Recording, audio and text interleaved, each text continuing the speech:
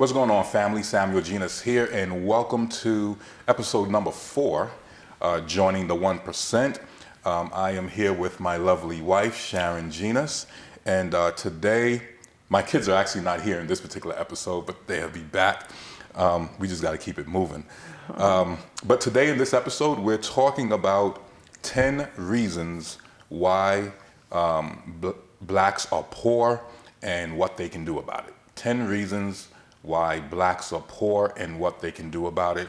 For those of you who might be a little bit more politically correct, 10 reasons why African Americans are poor and what they can do about it. We don't want to step on nobody's toes here. Well, go ahead. Oh, go ahead. No, what were you going to say? I was going to say anything. I was actually going to go into it, but then I remember you said you wanted to start with something. Of course. So where does this conclusion come from that black people are poor? You know, because there's going to be some people out there that's going to be like, what about the white people? There's white people trash. You know, there's Hispanics that are poor as well. Like, why are everybody's always picking on the black people in the ghetto? And, you know, like, what are you talking about, Mr. Genus? So, well, for me, because I understand my community better than any other community. Okay, yeah, I understand that. Yeah, well, let me answer it. No, I am. I Jesus. I'm basically, well, for me, I'm just answering it for me. For me, it's like, I know my community. Yeah. Right? And I grew up in my community. And I know the stats of our community. There's even some statistics out there that by 2054, the net worth within the African American community is going to be 0. Right? That's what I want to hear. It doesn't mean everybody's going to be broke, but the majority of the people are going to have a net worth of 0. The majority of black folks. Yes. Yeah. Now, remember, there's statistics for just about everybody in America. Everybody in America. So this particular show that we're doing, this episode is really just focusing on African Americans and, you know, the economy within the African American community. Because if you look around and look at all the statistics, for some reason or another, we always tend to be on the bottom. Right? Yeah. We always tend to be on the bottom. You know, we're on the bottom. We're the highest of unemployment. When it comes to net worth, we're very low. When it comes to the circulation of our dollars don't circulate much. I think within 6 hours, the dollar is out of the black community. You know, we don't have as much business as compared to other communities based on, you know, our population size. We have, 2.6 million African American businesses, but only around 1 or 1.2% of them can actually hire 1 or 2 employees. So we have a lot of work to do. And so for me, I ain't got time to talk about nobody else. I'm just going to keep it real.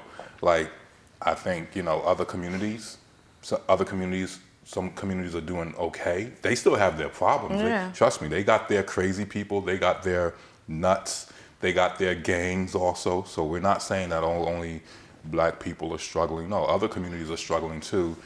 They may not be struggling as a whole the same way we are. Right? So they still got good and bad, and we got good and bad. Like, this show is great. Yet at the same time, you and I both know we got people in our own family who's struggling, who's broke, who got some issues.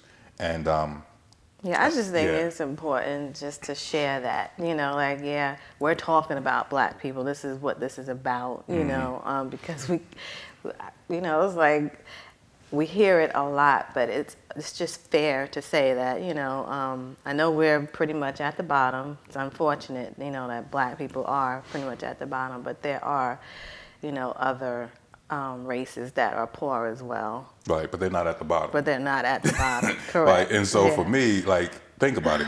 If your house is on fire and the house next to you has a broken window, which one are you going to work on? Right. You're going to work on your house that has a fire, because if you don't, guess what? In a couple of hours or a couple of minutes, your house is going to burn down. So for me, it's like, what does that song says? Sweep around your own front door before you try to sweep around mine. You know, even Jesus said, take the mote, the beam out of your own eye. That's right. So I'm, you know, and I would even go a little bit deeper. Not only am I concerned about the African American community, I'm gonna say something even deeper. I'm more concerned about my family. I'm more concerned about you, my kids, our grandkids, our great grandkids. So I'm more concerned, and I think I made a post about this on Facebook. I'm more concerned about, you know, my family unity more than I'm concerned about black unity. And I believe if every man and every woman out there, every father, every mother, every husband and every wife, sister and brother, if you start being more concerned about your family and really making sure that your family is good, not just your wife and your husband and your kids, but I'm talking about your family, like your relatives, your cousins and your brothers and your aunts and your uncles. You may not be able to save the whole African American community, but we can definitely start with your own family. And if we do that, we'll start a revolution. Yeah, sounds good. So we're going to get into the reasons now. So we're talking about the 10 reasons that blacks are poor and what they can actually do about it. Who's doing the first one, you or me? You go ahead. Okay. 1, they didn't master a skill that's relevant and marketable. So a lot of us don't master a skill, you know, that you can actually use, you know, to promote your business or to even get a good job, but we don't promote pretty much jobs. We're trying to join the 1% with business and entrepreneur. Right. So yeah, they don't master skills. And I'm not talking about just learning something. I'm talking about like actually mastering it. Like you went to college and you mastered a skill and it's actually relevant and it's going to be needed for the next 20 to 40 years or whatever, you know? So we could talk about some relevant and marketable skills that people could maybe. Well, like, that's just, we're just talking about the reasons. You know, we ain't got to get, because we're only going to have a little bit of time, but, you know, part of the reasons why people are poor, and it's not just African Americans, but being that we're talking about African Americans, is because you didn't master a skill. Master a skill that's relevant. Like, look out among the community, find out what people need, find out the pain points they're having, find out the problems they're having, and solve it. Solve it faster than anybody else, better than anybody else, or more affordable than anybody else. Like, just do it better. Master the skill. Master something that is relevant, right? Master something that is relevant and something that is actually marketable, something that people need. So that's the first one. Is just make sure you master a skill. Yeah. You got number 2. All right. So number 2 is African Americans are poor because they haven't figured out how to work together. I think one of the biggest reasons we're in this situation is because, you know, we're still trying to wrap our heads around working together, being a team player, finding people who are like-minded and working together, and being prepared to sacrifice for the team, being willing to work with family, to work with your neighbors, to work with somebody in your community, being able to pool your resources together, being able to trust one another,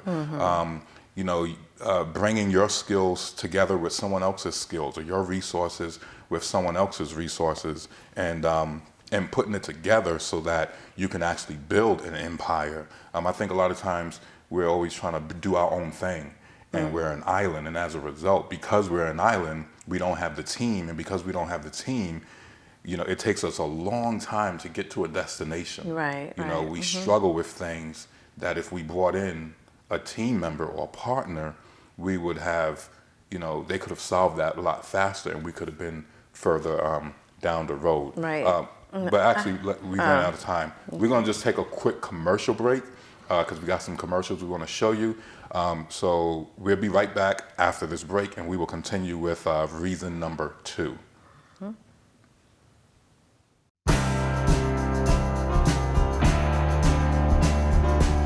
My name is Samuel Genus, and I'm the founder of YouShare360.com, and my company created an all-in-one business platform called The Back Office. And with this platform, business owners can manage all of their contacts, their email campaigns, their marketing funnels, their automations, their e-commerce, their billing, their tasks, projects, and teams. I created The Back Office because I saw that in order for solopreneurs and mom and pop shops and small business owners to become successful, they actually need all of these various features. They need CRM, they need email campaign, they need marketing funnels and automations, they need to be able to sell products or send out invoices, they need to be able to manage their projects and manage their teams and manage all their tasks. And so we was like, many of them were just like pulling their hair out. They was frustrated with trying to connect all these different platforms together. So there was a lot of tech headache, there was a lot of things they had to learn. And then on top of that, to get all these different features and software, the cost went up. And so when you're starting a business, you're trying to keep your costs low. So we decided to create a platform that have all these features and modules within the platform at one low price. One of the things I like about the plans that we offer is that we don't just consider ourselves a IT company.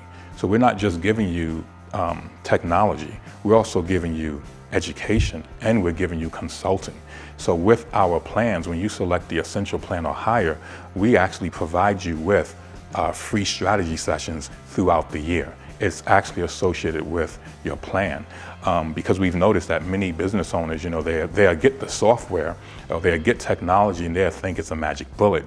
And then we realize that, hey, there's some things you got to learn. You need to have a plan. You need to have a strategy. You need to have a blueprint in place. So we decided to incorporate those services with our plan. So when you pick one of the plans within the back office, you automatically get the training, and you get the strategy sessions, and you get implementation support. To sign up is easy. Simply go to ushare360.com, click on the sign up button in the top right, and you'll be on your way. Welcome back, everybody. You're watching Joining the 1%. My name is Samuel Genus, and I have my lovely wife, Sharon Genus, here with me. And my other kids are not here today, but they'll be back. Today, we're talking about 10 reasons why blacks are poor and what they can do about it. 10 reasons why blacks are poor and what they can do about it.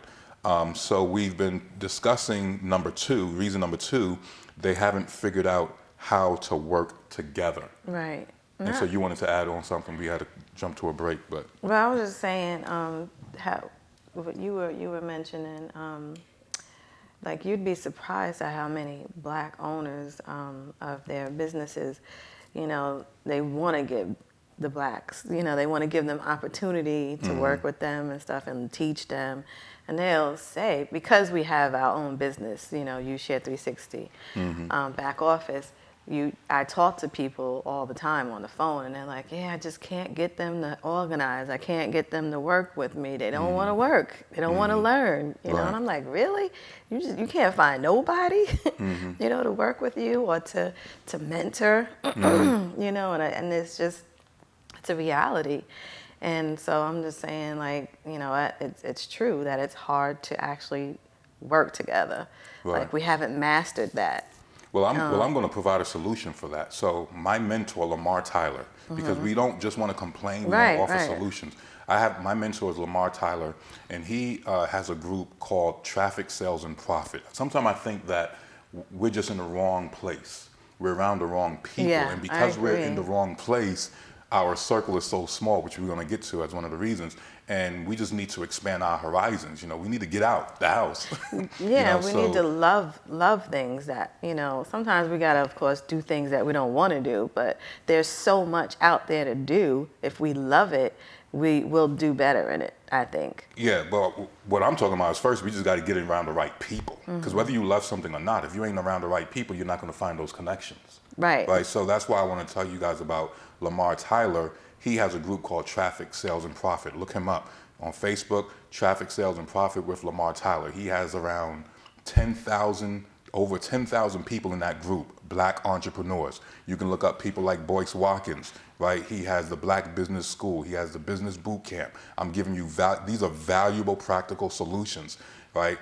Join their Facebook group, subscribe to their YouTube page, because these are black entrepreneurs who are doing things and they're looking to expand. You never know. You might find a partner in that group. So remember, go to Facebook and then type in the search, Traffic, Sales, and Profit. Understand this. You're one partner away from your dreams. I just want to put that out there. that they need to understand that they're one partner away. You can be struggling with something and you bring in, and all you're missing is just that one good partner. That one good partner who understands IT, or that one good partner who understands business plans, or that one good partner who, is willing to work with you, right? But get around those people. That's why I was saying, people. Help you do that. That's why I was saying. You were mentioning the groups, and I think that's awesome. But I was adding to it. In those groups, you'll find so many variety of things that you have an interest in, so you can work with those things. Because I think if you're not exposed, like you were saying, to these things, which is great, these groups, so that's what they're for. Right. You'll definitely be able to hook up with someone because you'll find something that you actually love, and you'll be willing to work with them. Correct. Yeah, and so these are great opportunities. So. If you're struggling with trying to work together with people, a lot of times it's all in our head. Almost 98% of the reasons why we don't work with each other, it's all right here. Right? We're not dependable. Sometimes we're not willing to upgrade our skills, right? We're not willing to sacrifice. Sometimes we don't want to be a part of something unless we're the leader, right? We don't necessarily want to join in, and you'd be surprised. Sometimes you can make more money by being a partner with a company that has a better idea than you. You can have like 10% in a business partnership, and you can have 10%. The other person might have 90%, but that business might make $10 million, and you walk away with what? $1 million. Meanwhile, you're over here by yourself struggling, and you own 100% of the company, but you have no good partnerships, and you only make $50,000, right? So partnerships are very, very important. Right. Let's go to number 3. They are too reluctant to invest their own money. I see a lot of, black people, they spend their money on clothes, they spend their money on nice cars, houses, they spend their money giving it to the church, right? But they won't invest in their business. It's like they won't advertise. They won't reinvest their money. As soon as they make a profit, they spend it. Right. They don't want to reinvest in their business. They don't want to invest in books. All these books I got, and I got a whole bunch in the other room. They don't invest in their education. Or they buy books and don't read them. You know what I mean? So you have to basically be willing to invest. Right. You have to be willing to pay for professionals. Sometimes I think we're always looking to get this huge discount, but we want great help, but we're always not willing to pay the money. We want somebody who's an expert, but we only want to give him like 5% of what he's actually worth, because we're looking for this huge discount, and that's not going to work. Right. Number 4, they don't have laser focused. You'd be surprised at how very rarely I meet people that are planning for their children's children. Laser focus, don't have a vision and a plan for their family. So I just think that's awesome when you can actually have a plan and a vision for your family. College is not the end. High school is not the end, and then get a job. It's like have a laser focused vision for your family that's going to get you some old money. Yeah, I think I was watching a video, and this guy was talking about the importance of focus, and he was talking about focusing on that one thing. I think sometimes when I look at the word focus, I look at it reminds me of someone who's not easily distracted. And I think in the black community, sometimes people are poor because they're working on too many things. They're poor because they are they have like 5 projects. It's like they're in one house, but there's like 7 different projects that people are working on. They're not focused on that one thing. They're not, they know they need to, they know, like for example, when we are planning for the show, right? And we have a planning session, and we have time where we have to do our own research, right?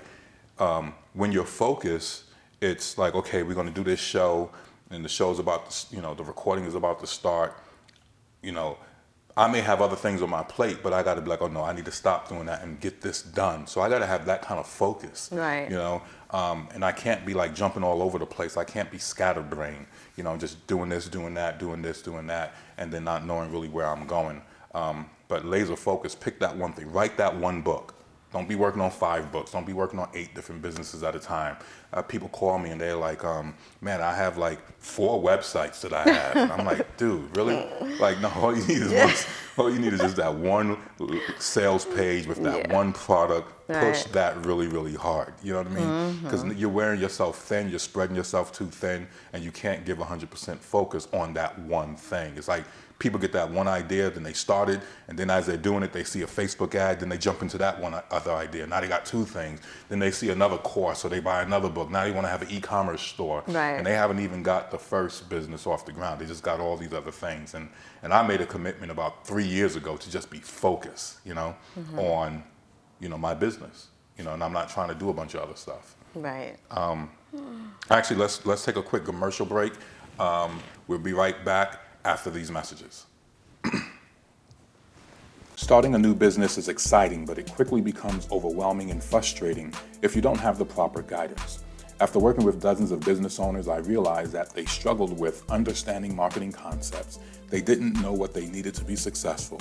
They struggled with implementation and optimization, and they struggled with scaling their business.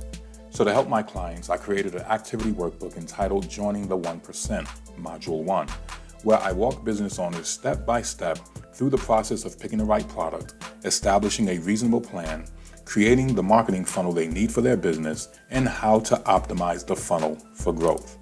This is not a book you read, it is a book you do. This is why we call it an activity workbook. Instead of chapters, it has steps, and all you have to do is follow the steps to move your business forward. So if you're tired of running in circles and if you don't actually have a game plan, then you want to get this activity workbook, Joining the 1%, Module 1. Go to www.joiningthe1%.com. Take care.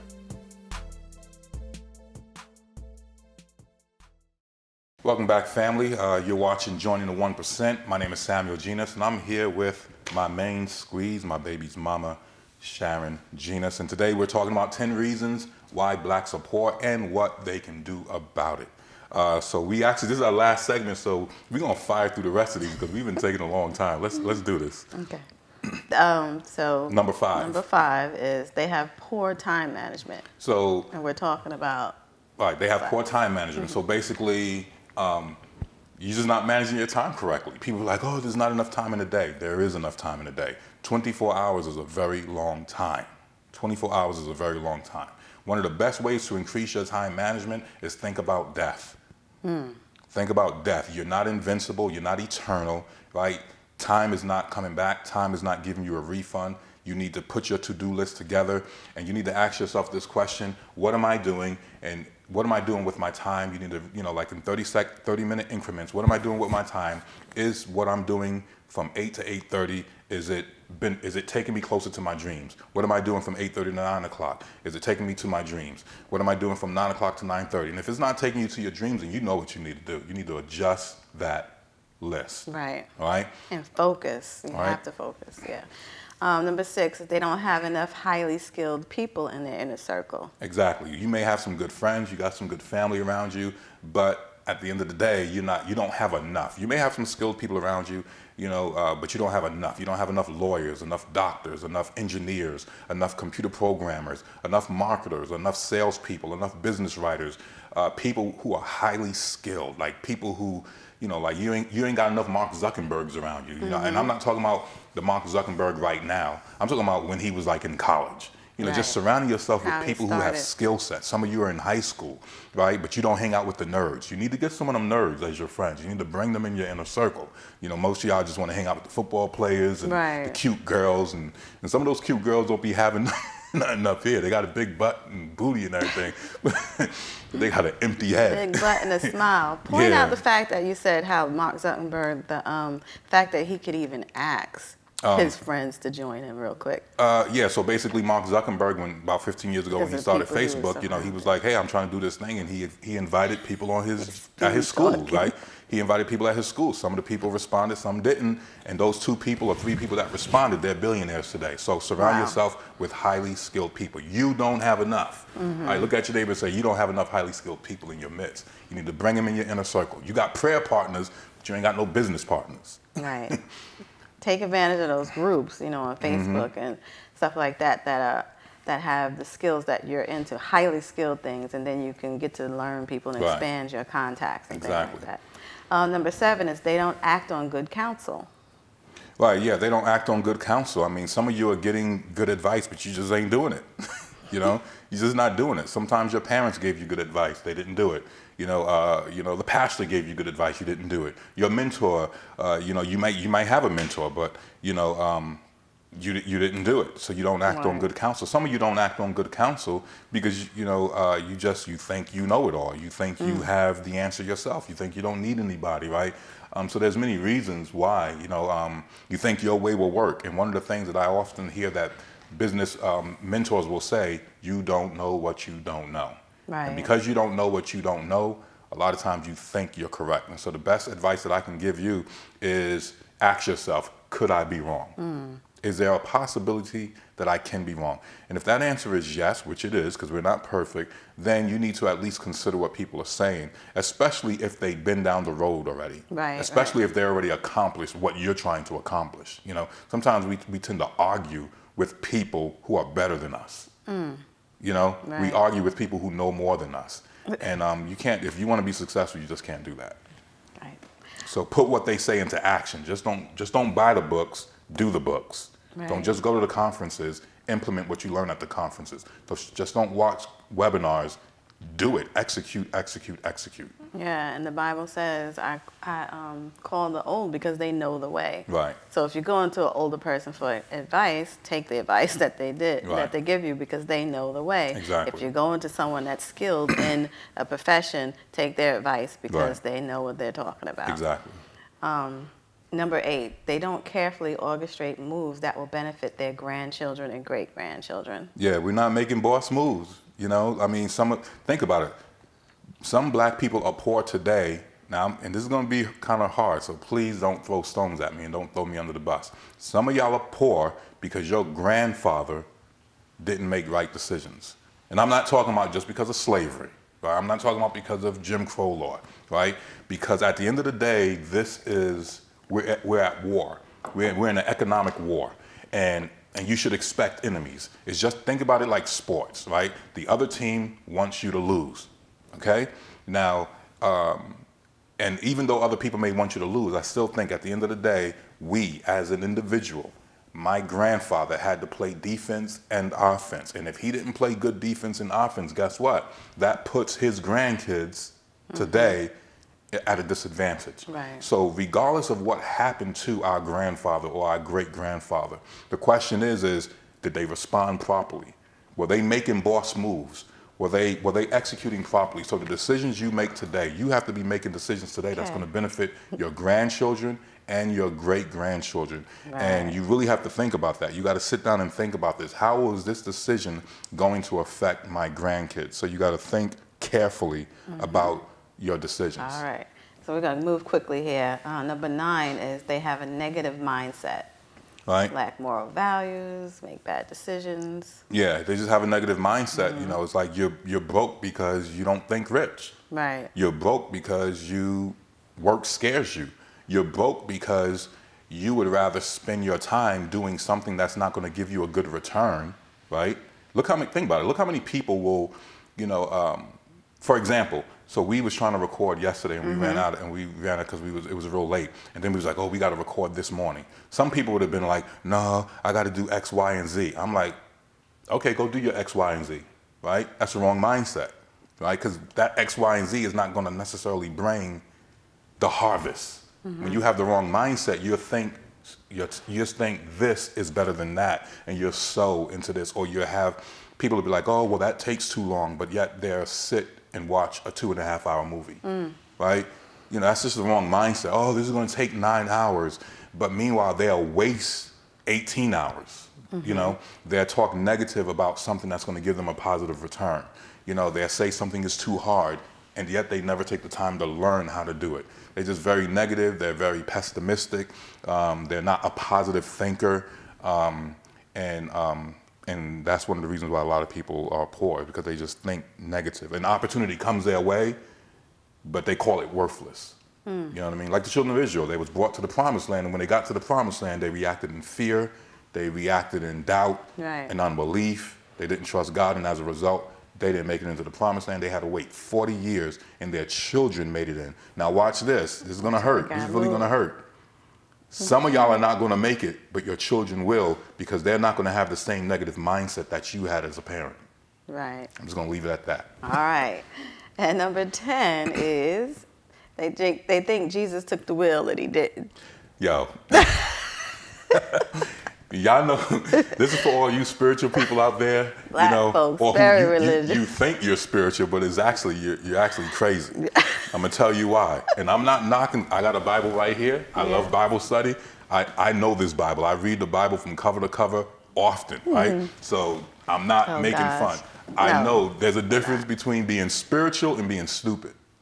There's a difference between, you know, like, oh, Jesus take the wheel. He didn't take the wheel. That's why you crashed. He didn't take the wheel. You took the wheel. Understand, you went to that gas station. You got the speeding ticket. You can't tell me Jesus took the wheel and he started doing 120 down the road. Like, no, you're in the driver's seat, and where you are in life, a lot of times where a person is in life is where their decisions took them. Now, what I will say is Jesus is giving you good instructions. But like I said, we don't always listen to Jesus. Right. Or Yeshua, for those of you who understand his Hebrew name, right? They don't always listen to Jesus. Jesus is saying turn right, but we're like, nah, I'm going to go straight. And then we pray. Yeah, and then they pray. Like, Jesus, help me. We pray. Help me disobey you. Oh, gosh. Help me in my disobedience. Yeah, it's like, I'm just going to go this way. I'm just going to ignore you. And Jesus is like, seek counsel. Nope, I know what I'm doing. Yeah. You know, and then you're like, Jesus, take the wheel now because you got into a wreck. So basically, you think Jesus took the wheel and he didn't. Just understand, Jesus says, I will give you a comforter, the Holy Ghost, right? Just to piggyback on it, he said, I will give you a comforter. He will lead you. He's not going to force you.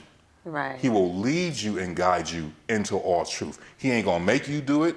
He ain't going to force you to do it. He will lead you. Your job is to submit and follow. So when you pray and say, Lord, help my business become successful, be prepared for him to bring leadership in your life. Be prepared for mentors to come. Be prepared for books to come in your life. Y'all see those books. Y'all got businesses. Y'all see those books that come up in your news feed. You hear those mentors talking about how to grow your business. Purchase their books. Read the books. Yes, it's going to take time. Yeah, it's going to be hard, too. Exactly. You know, it's going to be challenging. I like to say challenging. Yeah, it's like, you know, hard. Get the books, right? Some of y'all get the Dream 100, right? Get the books, you know, what was it? You know, some of y'all, we got to learn how to write. See this book? This is what you got to get, right? What I'm saying is, this is how Jesus helps you drive your car. He's going to give you instructions.